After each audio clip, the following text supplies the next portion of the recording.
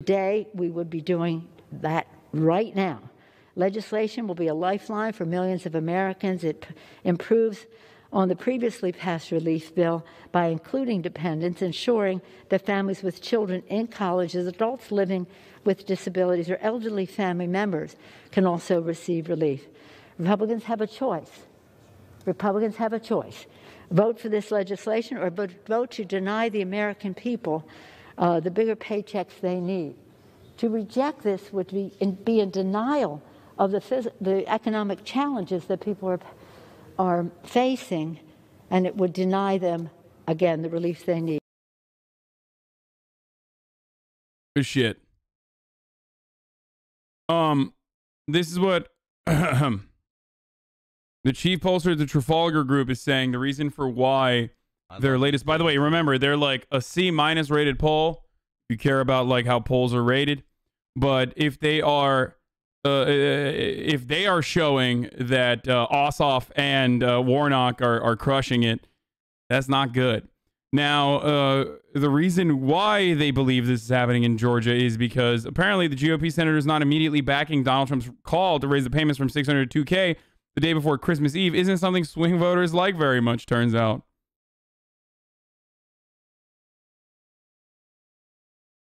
So that's part of the reason. And look at that. Vulnerable GOP Republican senators are announcing their support for $2,000 COVID checks. So what we have to do here, not just us, but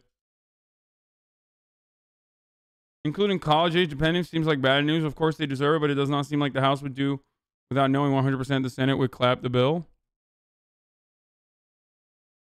Okay. First of all, ex capita, you, my friend, are not an electoralist. You are someone. Anne geldi sana ödümü kopardı. Shares. You, my friend, are what is otherwise a hardliner lefty. So your opinion on this, on like the intricacies or the tactical decision-making process of like the Democratic Party, is completely irrelevant in this conversation. You are a Marxist-Leninist, and therefore I do not care about your opinion on electoralist strategy. Sorry. I'm also not saying that this is going to absolutely pass. Okay? It very likely will not. But what will happen, and I've been saying this since day one, what will happen is the reality that maybe there will be a Democratic majority in the Senate. And if there's a Democratic majority in the Senate, all of a sudden, not only just this, but the force to vote measures and any number of different policies that you want to push through, whether it be 2K and direct relief, become a much more real likelihood. Okay? If the Democrats hold the majority in the Senate and they run the Senate as well as the House, all of a sudden, the marginal progressive caucus has a lot more power in the House as well. Because now they can actually be like, yeah, we're not getting anything done unless you put our provisions in there. It's still marginal. It's incrementalist, but it is a step in the right direction. The counter in the corner is my heart rate.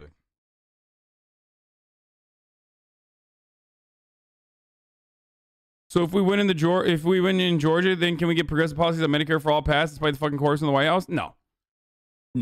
Look, I'm not going to lie to you. I'm not going to tell you that like, oh, Democrats win majority in the Senate and House and magically you pass Medicare for all. No, that's not fucking happening.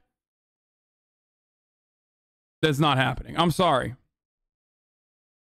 But you will actually get closer to setting the groundwork for having that happen. We won't stop fighting for it.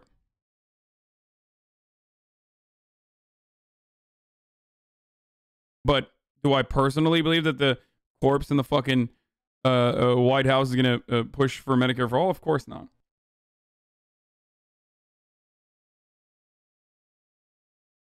They said they would have 20 million Americans vaccinated by the end of the year. However, they only have 2 million so far. This is bad. You were right about the lack of infrastructure to accomplish this huge task. Of course.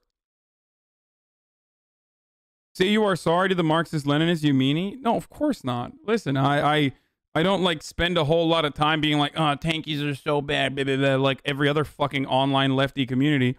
But also, if someone is a Marxist-Leninist and they're like trying to talk about electoral strategy, like, then, well, you're beyond it anyway. Why the fuck do I... Has mods. Like, you're literally beyond it. You oftentimes claim that that's not even something that you're remotely interested in. So why are you interested in it now?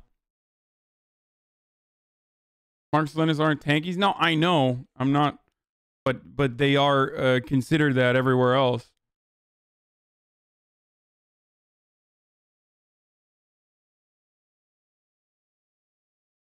Hassle.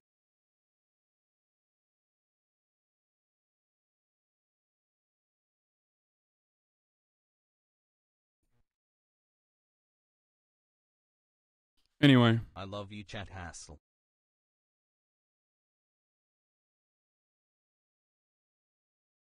On that note, have you thought about the fact that the VP can recognize any senator as a presiding officer? Recognizing the majority leader is just tradition and not an actual rules.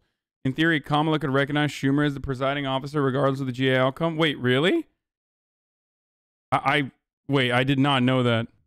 Dude, I don't fucking know, man. I feel like the intricacies of the American Senate... Wait, is that even true? I don't even know if that's real or not. And I did not know that. Dude, it's fucking insane, dude. It is insane. It's so broken. It is so fucking broken. I don't know if that's true, though. Dude, I've been telling you that for weeks. Really? It's unprecedented, and therefore, unprecedented moves are not something that the Kamala Harris-Biden administration is ever going to do. Because, like, the Obama administration didn't do that. You know what I mean? Why didn't Joe Biden recognize Obama's vice president at the time? Just be like, all right, well, we're not recognizing Mitch McConnell.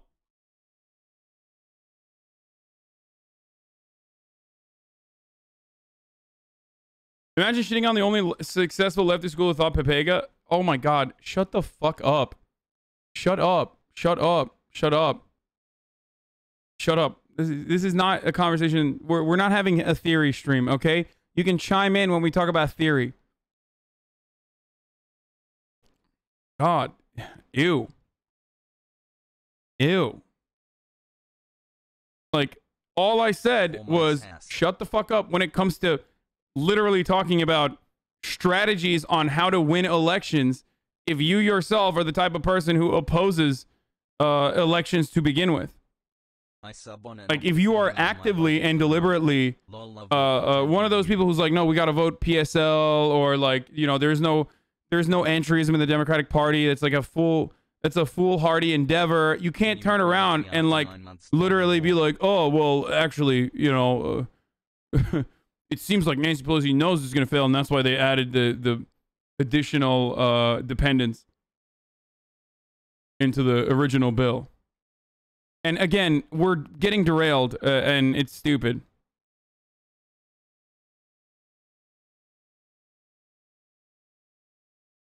As a high school student, do you know how much my parents... Also, MLs are not allowed to have opinions on electoral strategies? Okay. No.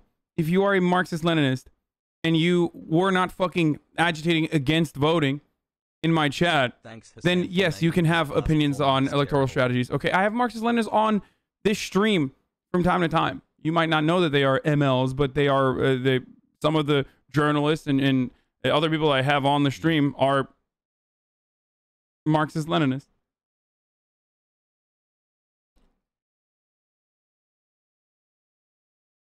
How do you think the Dems vote if McConnell puts in Section 230 reform in the 2K checks bill?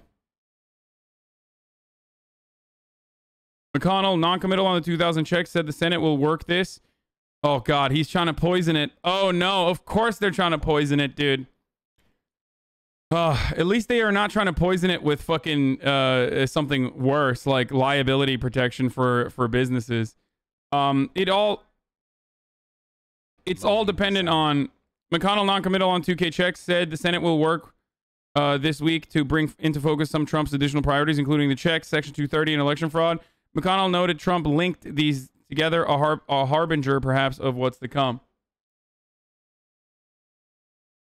Whoa. They're going to poison it with Section 230? Is that what Donald Trump just said? Someone is saying that Donald Trump tweeted this out. Okay. When that happens, it's not as good. And the reason why it's not as good is because now you leave it up to the Democrats to describe what a fucking... Oh, yeah, he did. I had the tweet over here.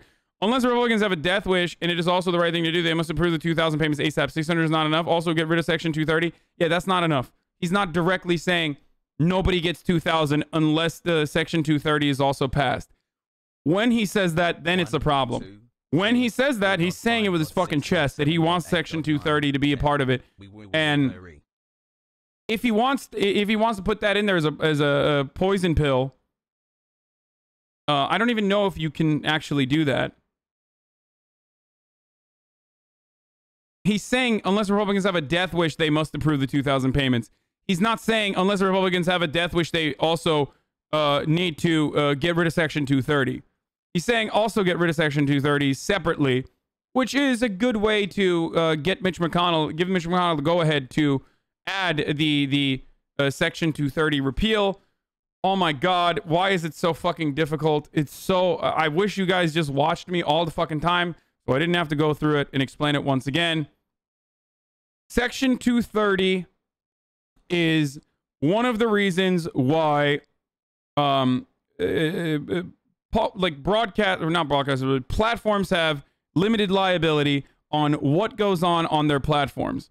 For example, it's a limitation on the liability that a platform has for hosting some kind of information that might end up harming others. Okay? But it's kind of the way that it's kind of the way that like freedom or freedom of speech operates on the internet. Okay, it's kind of become a functional way that freedom of speech operates on the internet.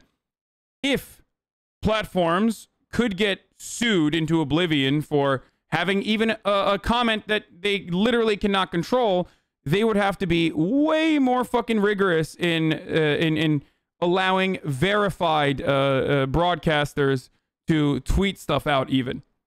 And they would have to literally check to make sure that your posts were not going to harm them. It would be ridiculous. In the most extreme scenario, it would literally be like if you were to say something in my chat, for example, that could potentially get you in trouble. It could now get me in trouble as well because of some shit that you said. Okay? Just like me saying some shit on the platform would get Twitch in trouble. Section 230 would basically make every platform kind of like Twitch, but an actual rigorous application of the terms of service. Like, straight the fuck up. Because they would not want the liability of getting sued.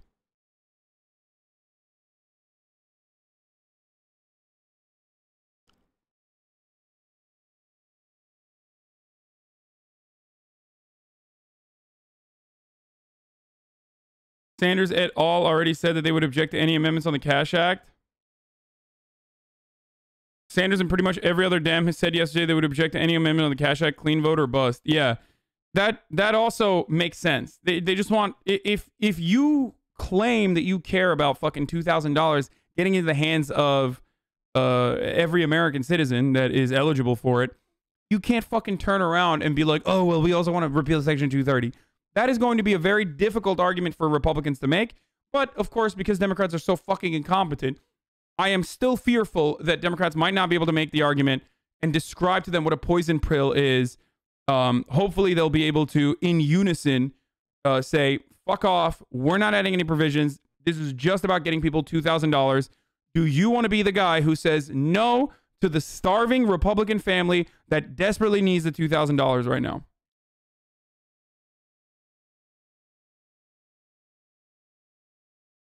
Also, Section 230 literally harms Republicans more than it harms Democrats. So that's a really dumb thing too. Section 230 is not yet in place. Why do Dems want to keep it and reps want to stop it? I don't even know exactly why Republicans want to stop it. I think they have a really weird understanding of how Section 230 works currently and how it would work if it was repealed. I think part of the reason why they want to repeal it is so that they can... Part of the reason why they want to repeal Section 230 is because they think, like, then every platform is exclusively a American freedom of speech platform. Section 230 currently, as it stands, allows platforms to still like ban certain people and not others, and not be beholden to the First Amendment as private corporations, right? But I think that some Republicans perhaps incorrectly believe that if there's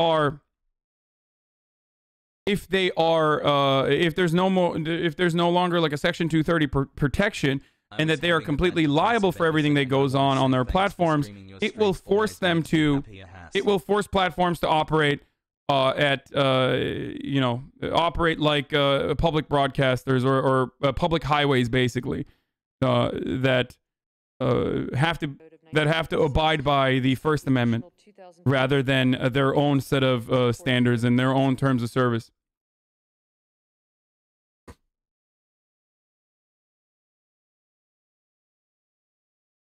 Anyway, what is going on here?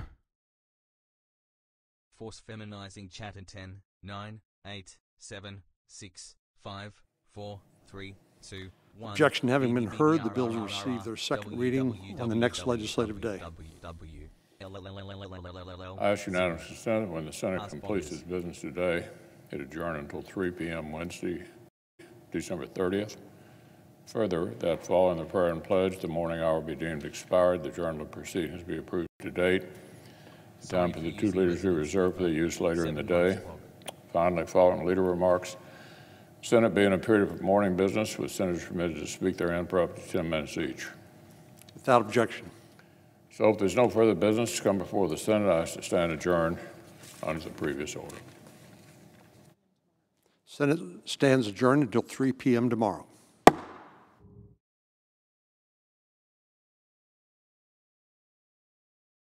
Okay, so where are we now?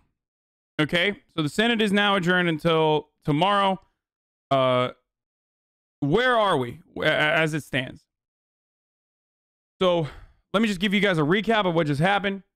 So there's a $2,000 payment bill that passes the House on Monday under the name Cash Act. 44 Republicans join, and all but two Democrats joined the bipartisan vote. President Trump repeatedly calls for the $2,000 payments. And now Sanders is going to use all the procedural means at his disposal to keep the Senate in session all the way to New Year's Day, inconveniencing senators for senators of both parties, particularly the incumbent Republicans from Georgia, who are in their final full week of campaigning for runoff elections in January. It is tactically a brilliant move.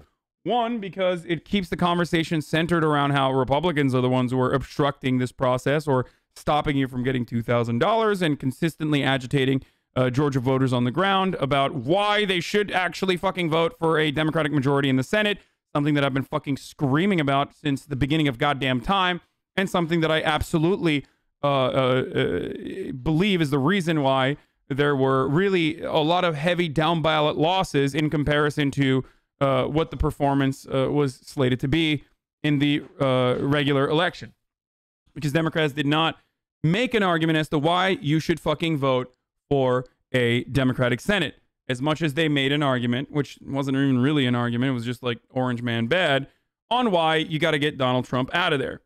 Okay. And that's part of the reason why they saw a lot of losses. But now Democrats are straight up tying this Georgia race to Democrats are now tying this Georgia race to a tangible policy position, $2,000 in payments. So, Bernie Sanders is doing a good job centering the conversation around the $2,000 payments, while also simultaneously keeping the two senators, Kelly Loeffler and David Perdue, who are incumbents, who are already in that position, are occupied. Okay? completely occupied in their final week when they should be campaigning as hard as fuck. I know Biden's going to be live in the next 30. We're going to go there as well. So, first of all, I just want to say a big fuck you to every single annoying fucking liberal who shits on Bernie Sanders, or every single fucking annoying commentator who says, like, Bernie doesn't know how to fucking do this sort of stuff.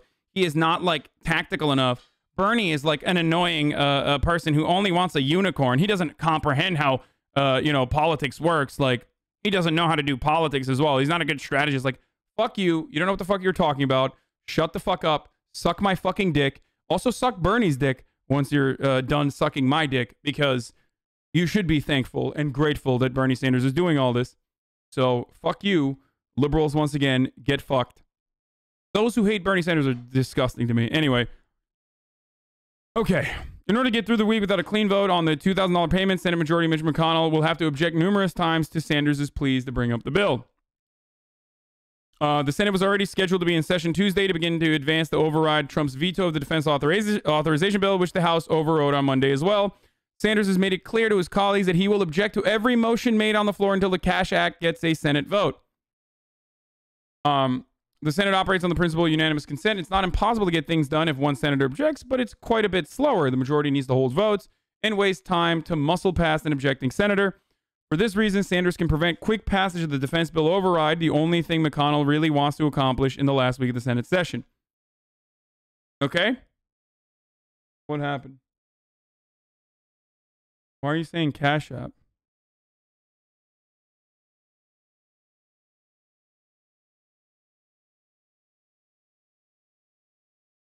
Okay.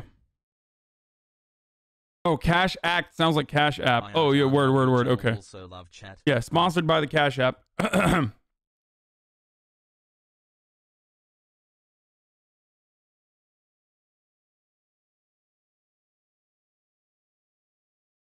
So, this ramps up pressure on McConnell to just hold a vote on the $2,000 check. Senators don't want to be stuck in Washington on New Year's Eve or New Year's Day if they can prevent it. While the situation largely depends on what course of action McConnell decides to take on Tuesday, the scenario explained by Senate aides goes something like this. The Senate comes into session on Tuesday at noon. It already happened. McConnell is expected to ask for unanimous consent for a vote on the defense bill, veto override for Wednesday. Sanders will object to the unanimous consent unless a vote is scheduled for the $2,000 check bill directly afterwards. If McConnell objects to that, there is a standstill. McConnell has options to eventually get the defense bill vote. He can move to end debate, known as a cloture vote, and push past Sanders' objection. However, he cannot do that on Tuesday because he won't have enough senators in the building to win a floor vote. No floor votes were scheduled for Tuesday because Rand Paul already signaled that he would hold up the defense bill override by a day. Yeah. Senators were already informed that no votes would be scheduled, and they have not been in Washington since they passed the COVID relief bill last Monday. With senators scattered across the country, McConnell will not have quorum to hold votes tomorrow. This means that as long as Sanders objects, McConnell cannot begin the process of holding votes on the defense bill until Wednesday, tomorrow. There has to be an intervening day between that and the final vote, making Thursday, New Year's Eve, the intervening day, and Friday, New Year's Day, the final day, the final vote to override the veto. So basically, what Bernie Sanders is doing here is trying to use the Senate hurdles and Senate procedures to make life as annoying as possible for the Republicans and be as big of a nuisance as possible, which is basically what fucking filibusters are too. Like, this is one of the other tools that you have in your tool belt as a senator to tactically override certain bills or to tactically stop certain bills from passing, using it in key moments, and that's precisely what Bernie is doing right now. Throughout this time, Democrats can seek to bring up the Cash Act for a vote, and McConnell will always will have to object each time. Senate Minority Leader Chuck Schumer has already announced that he would move to call up the Cash Act on Tuesday. Every Senate Democrat is for this much-needed increase in emergency financial relief, which can be approved tomorrow if no Republican blocks it. There is no good reason for the Senate Republicans to stand in the way. So right now, I think Republicans are trying to, down here, right now, I believe what Republicans are trying to do is figure out an effective messaging strategy.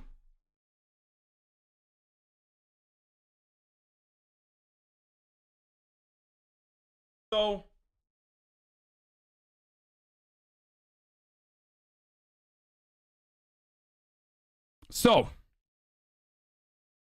what I believe Republicans are trying to do here is figure out an appropriate counter messaging strategy around the $2,000.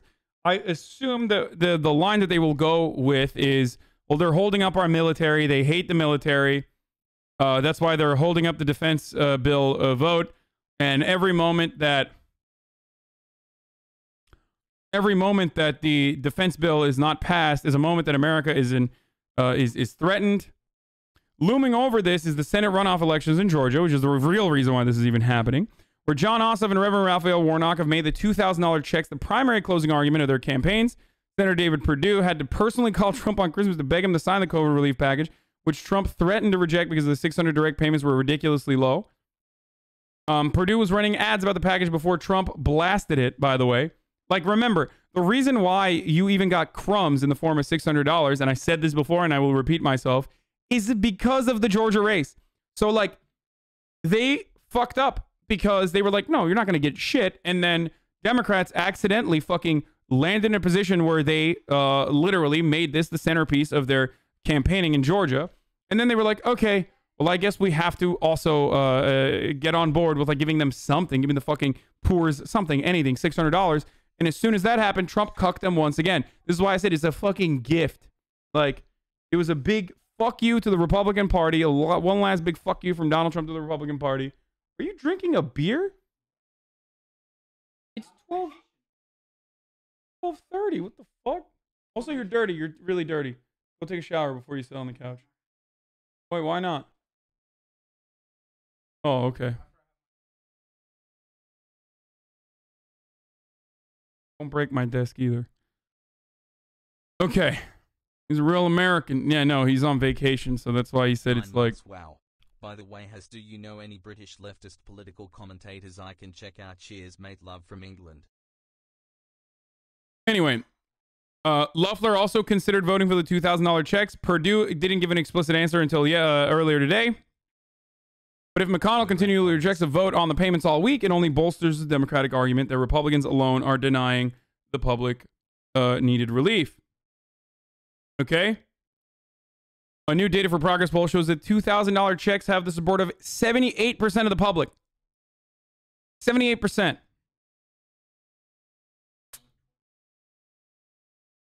With robust majorities from every subgroup, including Republicans. Perdue and Loeffler would have to explain to voters why senators are stuck in Washington over New Year's Eve holding this up.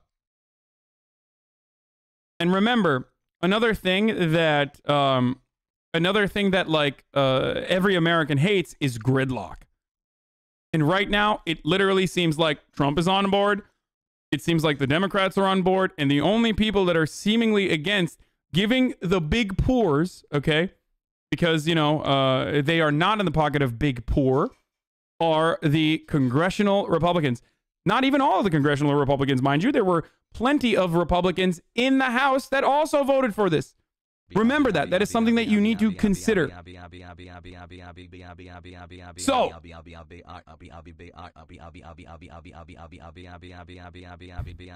Mr. Destructoid Radical Liberal Raphael Warnock. Where Mr. Destructoid Radical Lib. Okay. I think the machine broke a little bit.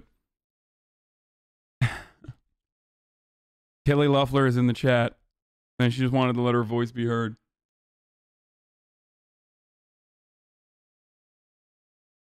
Anyway, where were we? So Sanders, of course, doesn't have the power to get a bill with $2,000 payments to Trump's desk on his own. He does have the power to play total hardball and inconvenience as many senators as possible, and Democrats are ready to back him up on this one. Fucking awesome. Okay? And they are backing him on this one all the way. There's no daylight between Sanders' strategy and Schumer's. From everything I'm seeing, Democrats have latched onto a populist issue they believe will play well in the Georgia elections.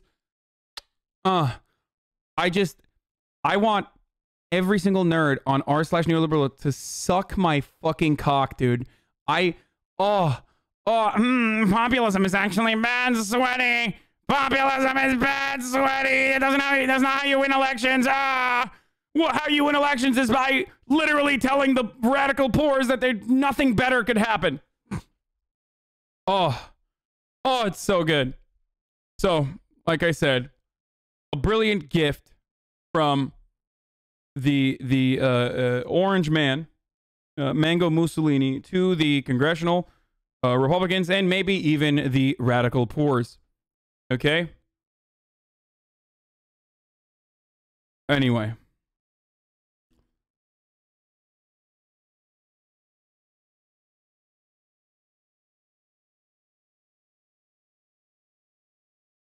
Hey, I'm the girl you reacted to for voting for Biden and getting kicked out.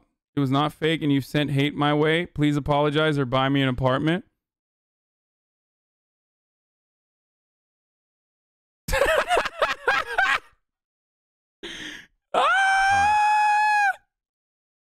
Oh, good one, chatter. Whoever the fuck changed their name, smart.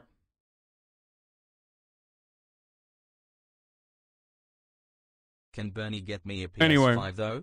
My girlfriend cheated on me with my best friend. I need some support. Well, hey, sorry to hear that, brother, but at least now you know. David Perdue was on Fox saying he was delighted to. Away from that Let's watch some Republicans, dude. Yeah, account made 12 minutes ago, followed 11 minutes ago. Probably not real. All right. Georgia Senate runoff elections that will determine control of the upper chamber. Already, over 25% of registered voters have cast their ballots, and President Trump is set to rally for Georgia's Republican senators David Perdue and Kelly Loeffler on the eve of the election. One of those senators defending his seat joins us now, David Perdue. Senator, great to have you here this morning. Here we are on a Tuesday, right in between Christmas and New Year's. And this very important election, we are 1 week out now. Where do you see things stand in this race? Good morning. Well, we're winning, Sandra. We won in November by 2 points. The Libertarian got 2 points. So 52.5% of Georgians rejected this liberal Democratic offering that has so many socialistic pieces to it, and they rejected my opponent. So we feel good about it. We're out doing a 125 stop bus tour around the state. Kelly is out as well. So we're driving the idea that we've got to get our vote. If we get our vote out, we win this thing. Senator, what's at stake here when you look at control of the Senate? If you don't win and it becomes Democratic controlled, you've got Democrats in control of the House, the Senate, and an incoming Democratic president. What does that mean for the future of the country? Sandra, you just have to listen to Chuck Schumer. Take Georgia, change America. What he means by that is he wants to change the filibuster rule, add 2 states, 2 Democratic states, that'd be 4 Democratic seats. He wants to stack the Supreme Court and eventually change the way the Electoral College operates. That would allow them to perpetrate the agenda that's in the Democratic platform that was displayed during the presidential election. They want open borders. They want to defund the police. They want illegal immigrants to vote. They want to defund our military. It's so great. They just have like a lineup. They want illegal immigrants to vote, but also they want illegal immigrants to vote to make sure that they can have sex with your daughters. Did you know? A fun fact, they want open borders and they want illegal immigrants to be able to have sex with your mothers and your daughters at the same time. This is in the bill, folks. This is in the bill. They want to make it illegal to be white. Any white that is seen roaming the streets after 6 p.m., they call it sundown towns, will go to jail. They'll go to white prison. Folks, they want to jail you for reading the Bible, folks. I'm telling you, they want to make it illegal. Is this really the kind of future that we want to live in? They will forcibly feminize your sons and forcibly masculinize your daughters, folks. They want to do that. As well, and give us the Green New Deal in addition to socializing our medical system. So this is an aggressive liberal plan that's so dangerous. That's what we're fighting against here. This is the Medicare for all, more like marijuana for all, folks. They want to give everyone marijuana, which you know is the devil's lettuce. You know marijuana makes your wife want to fuck the pool boy. You know it, folks. They want to do this. They want to do this. It's called white genocide. The last line. M4A stands for marijuana for all. Kelly and I know what's at stake. The people of Georgia know what's at stake. M4A stands for miscegenation for all. they're going to turn out the vote. But we have got to get our vote out to make sure we hold the line here in Georgia. I'll ask you what you're going to do just that, Senator, in a moment. But first, Mark Thiessen joined us top of the last hour, and he brought into play the negotiations that are happening right now with this latest round of stimulus. And he suggested that potentially the president's late-stage negotiations are taking away from you and Kelly Loeffler's ability to heavily campaign and get your message out with days to go to Election Day, having this negotiation happen right now. Here's Mark Thiessen. I'll get you to respond. He's put Republicans in the Senate in a horrible position where they may have to buck their president, and he's handed Pelosi and Schumer a cudgel with which to beat up Republicans and call them Scrooges for not being willing to give $2,000 checks. And that's, look at them. They're fucking mad. They're mad at Donald Trump, and they're right, because Donald Trump fucked them, dude. It's so tight. It worked so perfectly. It worked so perfectly. And the only reason why it worked so perfectly is because Donald Trump was just pissed that Mitch McConnell had the audacity to say that the election was won by Joe Biden, who will be the next president, and I'm looking forward to working with him. Because he had the audacity to recognize the reality. Donald Trump, in the pettiest way possible, because he's a petty bitch who loves drama, literally was just like, all right, fuck you, $2,000 is actually her. That girl wasn't a fake. Hey, yo, could you guys go onto this live stream real quick? It's this dude. Oh, well, thank you for the promotion. What the fuck? It's real? Holy shit. I mean, I'll take the brigade. God damn, dude. It's Drama Tuesday. Nah, still fake, lol.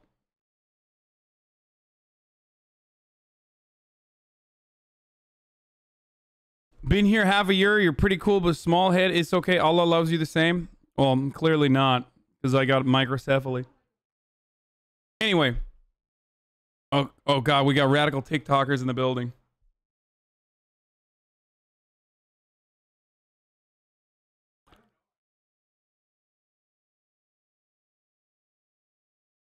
Wasn't she the girl that put the video of her getting kicked out of her house because of voting for Biden? Yes. And I did not believe it. I was like, there's no way this is real. But I also said, like, you know, keep up the good work. Good content. But if it's actually real, then I'm sorry. Bernie Sanders wanted to give everyone $2K and they called him a socialist. Look at us now. I mean, they're still calling him a socialist. They keep saying, like, yeah, we're going to look at the subreddit drama in a second. I hate this sort of shit, but this is like good content. It's good copium. I know why people are comparing Sanders to Corbyn. Sanders is fucking smart as fuck, so tactful, while Corbyn is a fucking moron. I don't think Corbyn is a moron. I think he's too soft. And so is Bernie, by the way. Please tell me more about the Democrat agenda that Republicans think is going to happen. Yeah. Socialism is when Nancy Pelosi, and the more Nancy Pelosi, the more socialism it is.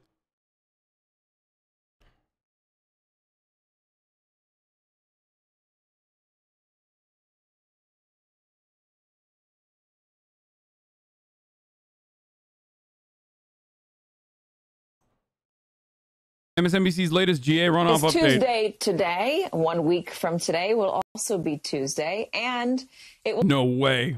Brilliant insight. Election day. Absolute legend, bruv. In Georgia. New numbers show the state has already smashed voting records so far. With more than 2.3 million ballots cast, it is the biggest voter turnout for a runoff election in the state's history, already surpassing the votes in the entire 2008 Georgia Senate runoff. Let's go to the big board for more with MSNBC national political correspondent Steve Kornacki. I'm thankful for this runoff, Steve, because that means we get a little bit more of you at the big. Damn! She's saying what we all believe, okay? We want that fucking Kornacki, dude. We want the Kornacki khakis. Like it's election night again. You know what I'm saying? Imagine being so far you think Pelosi and Hillary are socialists. I mean, they're not even just so far right. They're just delusional. They're fucking brain dead, dude. I mean, look, conservatism is a brain disease. Okay, it is. It's just the worst kind of brain disease. It is very hard to be cured of. Okay, and you should be. And there are people that had that brain disease, and luckily they no longer have it in this community, and I love them for it. But you know, it's. They're completely fucking, they are just outside of the scope of reality. You're completely gone. You're delusional if you think Nancy Pelosi is a fucking socialist. Board. Tell us what's happening down there. Well, it's very nice of you to say, Katie. I'm excited to get a chance to do another election night here. Let's talk about the runoffs here. Look, Democrats need to go 2 for 2 next Tuesday night in those Senate runoffs to get control of the United States Senate. Now, the good news for Democrats is there is a blueprint for them to win the state of Georgia. It's Joe Biden's blueprint from the general election in November. Biden, the first Democrat to carry Georgia in a presidential election since way back in 1992. He won it. He barely won it. The margin there you can see for Biden over Trump was just under 12,000 votes, about 0.2 of 1 point. But he did win it. And if Democrats can replicate what Joe Biden did in November, they can win these runoffs. They can get control of the Senate. The bad news for Democrats is that even as Joe Biden was winning over Donald Trump in November in Georgia, something a little bit different was happening in the Senate races. Let me show you. Biden beats Trump by 12,000 votes in the presidential race. Meanwhile, in that Perdue-Ossoff preliminary Senate race, it's actually Perdue who ends up with more votes than Ossoff, 88,000 more votes than Ossoff. So basically, there's a difference there of about 100,000 votes working in the Republicans' favor in this Senate race back in November. The other Senate race, it was that jungle primary. There were like a dozen candidates running. But if you added up all the Republican votes and all the Democratic votes in the other Senate race, the one that's produced the Warnock-Loeffler runoff, again, there were more Republican votes than there were Democratic votes. So not everybody that went out in Georgia on Election Day and voted for Joe Biden ended up just voting for the Democrats for the Senate. There was a bit of a lag there, a potentially critical lag there. It is Tuesday. Democrats in these Senate races. Where hit me with that Biden link? Big source of it is. We'll look at the Biden link in a second. There in the Atlanta metro area, in the suburbs, in Fulton County, around Fulton County, Cobb County, Gwinnett County. There, it looks like when you really narrow this stuff down by precinct, you know, it looks like there's a certain voter that went out there, voted against Trump, but then also voted against Democrats. Man, y'all suck. Biden's not even live yet, dude. What is this? What is this? Why are you like, oh my God, Biden is live, Biden is live? Fuck you, man. He's not fucking live, man. Send me the link when he's live, brother. What is this shit? Some of these dudes in the chat are just like, here, let's watch this. This is fucking content. Hassan, please stop. You're in the middle of watching Kornacki and his khakis. He just went live. Oh, fuck, he did go live. God damn it. Good afternoon. Is this? Good afternoon. Vice President Harris and I just received a briefing on the COVID-19 by our team of experts. And as we end one of the most difficult years as a nation, I remain optimistic about our future. The vaccines have been discovered and developed, and there's more to come, we believe. Give us enormous hope. Our economy is poised to come back and come alive. And I can see a return to normalcy in the next year. I also see incredible opportunities for our nation in the years ahead, in job creation, clean energy, racial equality, and much more. But we need to be honest. The next few weeks and months are going to be very tough, a very tough period for our nation. Maybe the toughest during this entire pandemic. I know it's hard to hear, but it's the truth.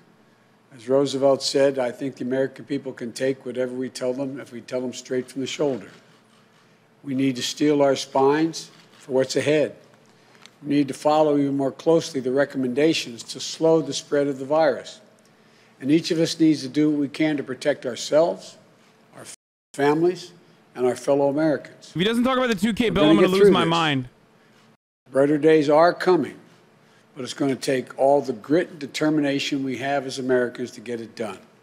So today, I want to be clear about 5 things every American should know about our efforts to contain COVID-19 and where the vaccine stands today. First, Things are going to get worse before they get better. In September, we passed a grim milestone, 200,000 deaths. At that time, in this very room, many of you remember, I warned that we'd hit 400,000 deaths before the end of the Trump administration in January. Critics said I was being too alarmist and negative. But as I've said all along, I will tell you like it is when it comes to COVID. Bitch, no one cares about the soul, dog. It looks like that we're going to hit that grim milestone. I will suck the soul out of you if you don't fucking talk about the 2K. America. The 2K We're direct averaging payments. daily death rates of nearly 2,200 people, which means we'll lose tens of thousands of more lives in the months to come. Hospitals are being stretched beyond capacity. And that's data before we see the impact of the cases coming from the recent holidays and this upcoming holiday of New Year's Eve. People getting infected today don't show up in cases for weeks. And those who persist, look at what Biden does to my heart rate, though. Those who perish from the disease die weeks after initial exposure. So we have to anticipate that the infections over the holidays will produce soaring cases counts in January and soaring death tolls into February. You know, turning this around is going to take time.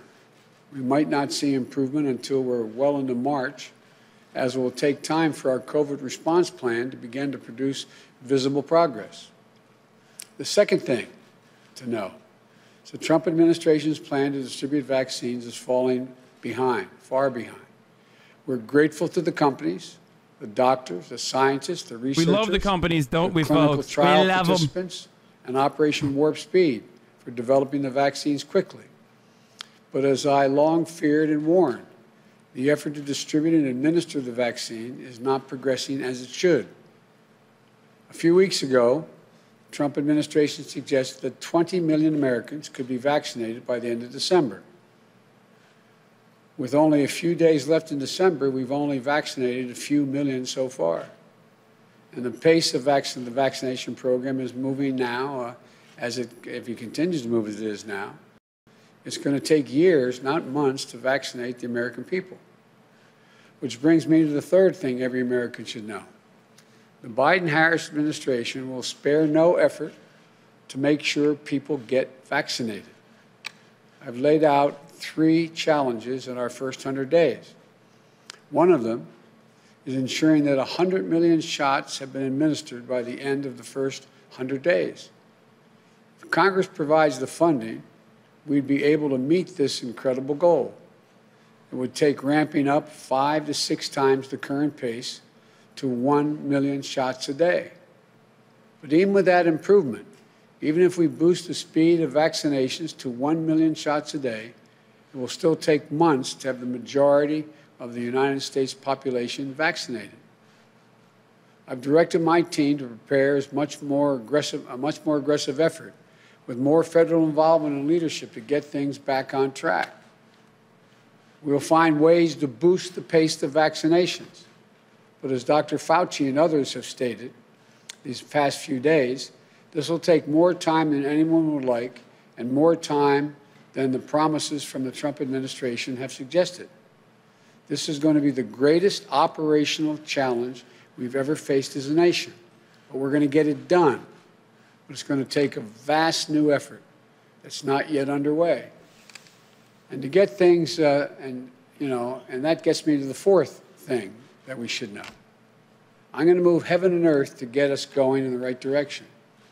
I'm going to use my power under the Defense Production Act when I'm sworn in order private industry to accelerate the making of the materials needed for the vaccines as well as protective gear. Vice President Harris and I have been speaking with county officials, mayors, governors of both parties to speed up the distribution of the vaccines across the nation. We're planning a whole-of-government effort, and we're going to work to set up vaccination sites and send mobile units to hard-reached communities, communities. And we also know there's a vaccination hesitancy in many communities, especially Black, Latino, and Native American communities, who have not always been treated with the dignity and honesty they deserve by the federal government. and the scientific community throughout our history. That's why we will launch a massive public education. I can already hear the fucking counters right now. Hassan, what do you not care about vaccine distribution? It's an incredibly important thing to talk about. That's why he's talking about it. It's like, no, bitch. Right now, in this moment, is a critical moment. If you want to fucking win Georgia, every opportunity that you have in front of the camera should be centering around how Republicans are preventing you from getting $2,000. Okay? It's literally, I feel like his goal here is to throw a fucking throw some water onto the fire and just stop it from engulfing. Like, no one cares about this shit. Okay, yeah, you're gonna do better vaccine distribution. Sick. We have to remain vigilant. As part of the 100-day challenge, I'm going to be asking the American people to wear a mask for the first 100 days of my administration. It's not a political statement. It's a patriotic duty. Our administration is going to require mask wearing where I have the power to do so, for federal workers, in federal facilities, on interstate travel like planes and trains. And we've been working directly with county officials, mayors, governors to implement mask mandates in their cities and their towns and their states. Masking has been a divisive issue in this country. But COVID is a killer in red states and blue states alike. So I encourage you all to wear a mask. Encourage your family and friends to do the same. It's one of the easiest things we can do that will make a huge difference and to save lives. Another 100-day challenge is opening most of our K-8 schools by the end of the first 100 days in the spring. Look, we can only do that if Congress provides the necessary funding so we get schools, districts, communities, and states the resources they need for those so many things that aren't there already in a tight budget. They need funding for testing to help reopen schools, more funding for transportation so students can maintain social distances on buses. They need it for school buildings, for additional cleaning service, protective equipment, ventilation systems. This is going to require an additional tens of billions of dollars to get this done. And Congress also needs to fund and provide more protective equipment for frontline health workers who are still reusing masks and gowns. We need to scale up testing so anyone who needs one can get a test. After 10 months of the pandemic, we still don't have enough testing. That's a travesty. All this, vaccinations, testing, protective gear, is going to require more funding from Congress, more than was just approved. That's why I'll propose a COVID action package early next year and challenge Congress to act on it quickly. Look, my ability to change the direction of this pandemic starts in 3 weeks. But with thousands dying every day between now and then, let me conclude by discussing what needs to happen now. I congratulate the bipartisan majority on passing the president's and the president on signing the COVID relief bill. It's still... Wait, no? It's a step, an important step, still moves in the right direction. 2K. Talk about the 2K. And it will help people in need. It's Mitch McConnell's fault. It'll pay for some, but not all of what we need to fix the COVID response. It's a down payment. But now, with that done, I hope the president will also clearly and unambiguously promote mask wearing. I give former Governor Chris Christie credit. He and I have disagreed in a number of things. But I'm thankful he's now encouraging people to do the right thing and wear masks for themselves, their loved ones, and their country. I hope the President Trump will listen to him. He can do it too. It would make a huge difference for President Trump to say, wear masks. I hope the President will clearly and unambiguously urge all Americans to take the vaccine once it's available. I took it to instill public confidence in the vaccine. President-elect Harris took hers today for the same reason.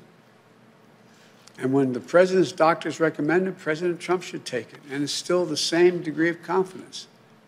Let me also say this to the American people.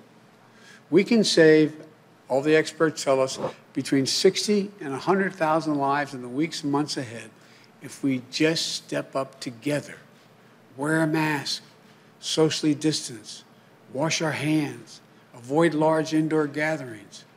I know all these are not easy to ask, but I'm asking you to make a sacrifice. You're already making tremendous sacrifices every single day. It's hard on your lives, on your livelihoods, on your kids, on your families. It's not small what we're asking of you, but we're in this together. And the actions we take now are going to help us contain the pandemic and get us back to our lives and to our loved ones. So the American people, to all of you, I know there's a lot that we have to do, but I want you to know there's also much we can do. We're the United States of America. I'm going to lose my We've been mind. through hard times This before is as a so nation, bad. and we'll come through this as well. Oh my God, what is he doing? This is indicative of like how the Joe Biden presidency is going to look like, by the way. If you believe that Joe Biden will tactically use any of the opportunities to shit on Republicans. Oh, he didn't even mention it. Oh, oh my God. Oh, oh no. Oh, he didn't even take questions, dude. What a fucking carcass. What a disgusting, rotten, old, dipshit ass, centrist ass, marginalist ass carcass, dude. This is why we say Democrats don't want to fucking win. This is why we say establishment Democrats don't want to fucking win, dude. He won. He won his election. So he has no reason to actually agitate for more. It doesn't matter. It benefits him more if Republicans fucking own the Senate. So he could just be like, oh, my hands are tied, Jack. We just got to compromise with the Republicans, Jack. The only reason why Chuck Schumer is currently fucking out and about screaming about these 2K Nancy Pelosi and Chuck Schumer are fucking screeching about the 2K payments is because they are, well, Nancy Pelosi not as much, but Chuck Schumer is at risk. Like, they don't want it. Chuck Schumer doesn't want to get primaried. Chuck Schumer doesn't want to get fucking, Chuck Schumer doesn't want to lose his power. Joe Biden already won, so it doesn't matter. He doesn't need to fucking do this. Oh my God. Oh my God. I do not want to hear from a single fucking Democrat, from a single fucking liberal ever again, that Joe Biden and the Democratic Party are advocates for the working class or that they genuinely want to win elections. This is a massive opportunity for Joe Biden to stand on that podium and say, fuck you. Republicans are the only people standing between you, the American citizens, and $2,000. He only said, oh, it's just a down payment, Jack. Just a down payment, Jack. Biden already mentioned the checks earlier this week. He said Trump should sign the $600 bill. Ella giggle. No, that's not what we're talking about, motherfucker. Right now, this isn't even, the $2,000 bill Cash Act isn't even going to end up giving Americans $2,000. Let's be fucking real. It probably won't even fucking pass no matter what, because Republicans are true demons. But what you are supposed to do in this moment, as a Democrat who only fucking cares about,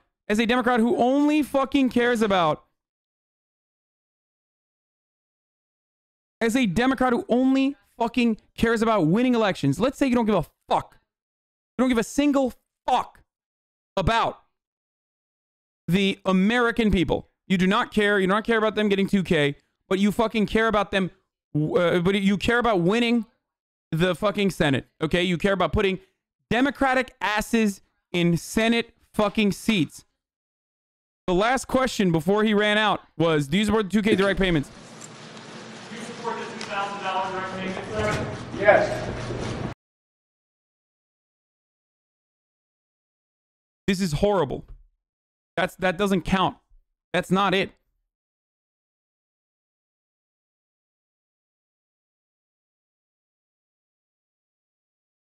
This is fucking insane.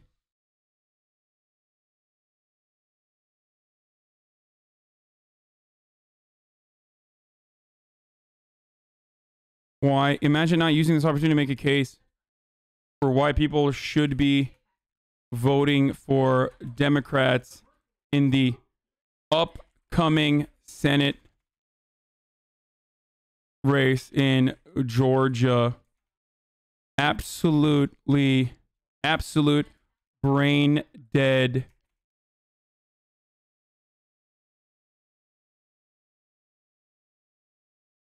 fucking hate the Democratic Party. They literally do not. Fuck it.